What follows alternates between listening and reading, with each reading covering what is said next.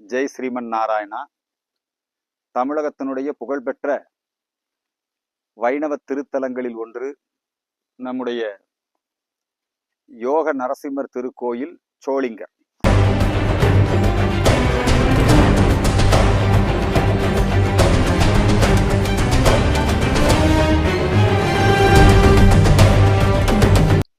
மலை மீது நரசிம்மர் யோக நரசிம்மராக, அதே போல அந்த மலையை ஒட்டி இருக்கக்கூடிய இன்னொரு மலை அங்கே யோக ஆஞ்சநேயராக, இப்படி இந்த பகுதியே ஒரு புண்ணியமான பகுதி, புனிதமான பகுதி.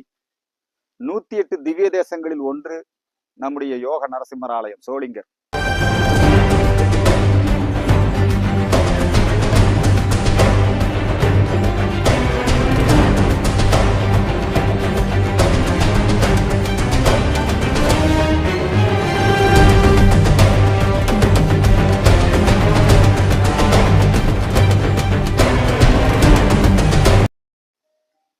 ஆயிரம் ஆண்டுகளுக்கு முன்பாக சோழ மன்னர்கள் திருப்பணி செய்த காரணத்தினால் சோழ நரசிங்கபுரம் என்பது சோளிங்கர் என்று மருவி இருக்கிறது.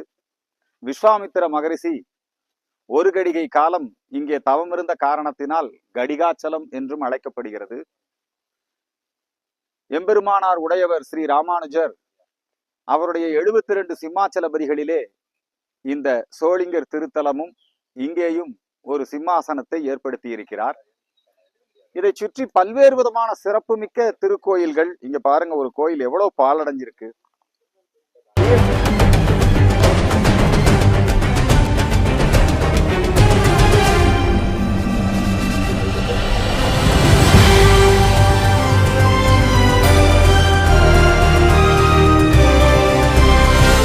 இதெல்லாம் ரொம்ப அற்புதமா இருக்கு. அனுமன் இருக்கிறார். இந்த பக்கம் பாருங்க, மேல அற்புதமான கற்கோவிலாக, இது ஏதோ ரொம்ப பிரசித்தி பெற்ற கோயிலாக இருந்திருக்க வேண்டும். இப்ப இங்க பராமரிப்பார் இல்ல, பாதுகாப்பார் இல்ல. இது தொல்லியல் துறைக்கு சொந்தமானதா, அறநிலையத்துறைக்கு சொந்தமானதா, அல்லது ஊர் கோவிலாக இது இருந்திருக்கிறதா? உள்ள கருவறை கூட கிடையாது. இப்ப ஏதோ இஸ்கான் அமைப்பு இதை ஏதோ கொஞ்சம் தெளிச்சு இந்த இடத்தையெல்லாம் கொஞ்சம் பத்திரப்படுத்தி வச்சிருக்காங்க. இந்த மாவட்ட நிர்வாகமும் இது திருவள்ளூர் மாவட்டத்தினுடைய கடைசி பகுதியும் சொல்றாங்க, ராணிப்பேட்டை ஒட்டியும் இருக்குது. இது எந்த பகுதியை சார்ந்ததோ நம்முடைய ஆன்மீகவாதிகள், அடியார் பெருமக்கள் அவர்களும் இங்கே வர வேண்டும். அரசாங்கம் இந்த இடத்தை ஆய்வு செய்ய வேண்டும். இந்த இடத்திலே இந்த கோவிலை புதுப்பிக்க வேண்டும். இந்த கோபுரம் இப்படி இருக்கிறத பார்க்கும்போது ரொம்ப மனசுக்கு வேதனையாக இருக்கிறது. கோபுர தரிசனம் கோடி புண்ணியம் பாங்க. இது பார்த்தா எப்படி இருக்கு? இதெல்லாம் ஒரு அழிவுக்கு அறிகுறியா மாறிக்கிட்டு இருக்குது. இதெல்லாம் சரி பண்ணணும். இந்த இடத்துல மீண்டும் இந்த கோயிலுக்கு சொந்தமான இடமா தான் இதெல்லாமே இருந்திருக்கும். இது ரொம்ப பிரசித்தி பெற்ற கோயில் இல்லைன்னா இது இவ்வளவு பெரிய அமைப்பெல்லாம் இங்க இருந்திருக்காது.